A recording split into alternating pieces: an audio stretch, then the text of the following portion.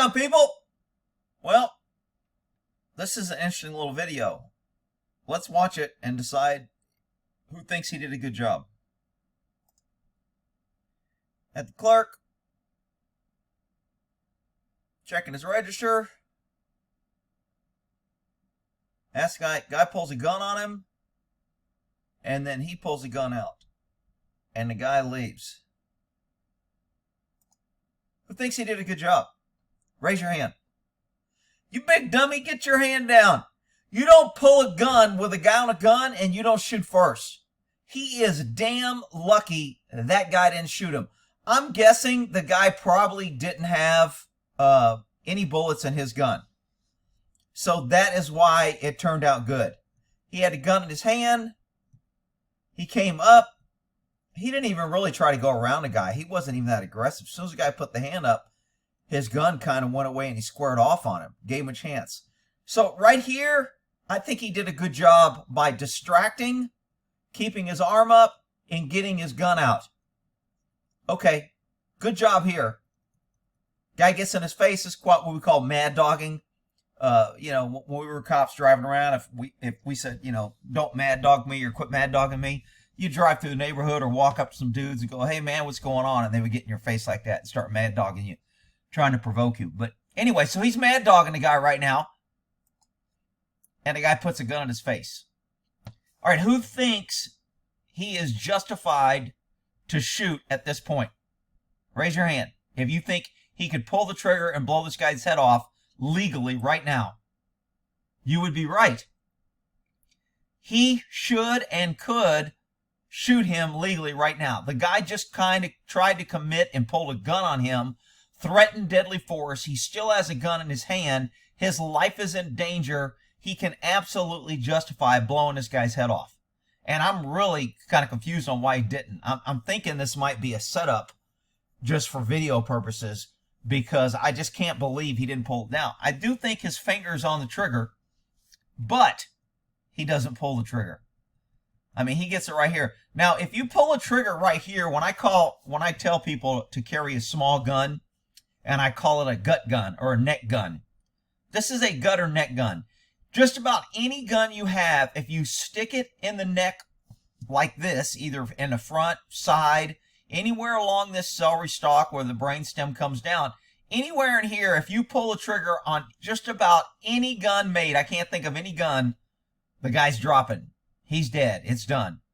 That's why if you got to shoot and you only got one bullet, the people say Derringer ain't no good. You only got one bullet, you shove that Derringer right in the side of his neck right here, and you're either going to blow out an artery, blow out his spine, blow out a brainstem.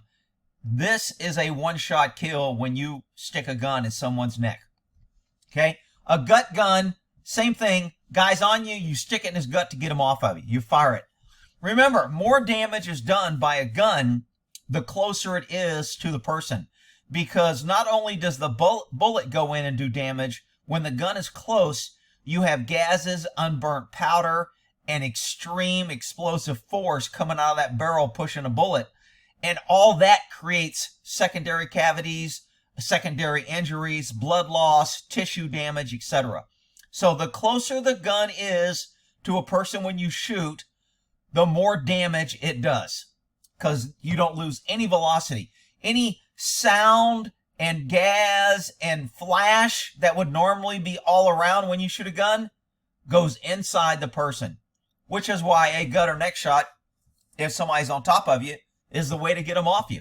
99 times out of 100, if you put a gun in someone's neck or gut and pull the trigger, they're going to get off you. It's done. So when you hear me use the term gut gun or neck gun, this is what I'm talking about. Now, this is just a regular gun. When I usually say gut gun or neck gun, I'm talking about a smaller caliber, smaller gun that's concealable, and it's basically to get somebody off you. But you have to be able to get to it, get it in your hand, and pull the trigger and get it in position.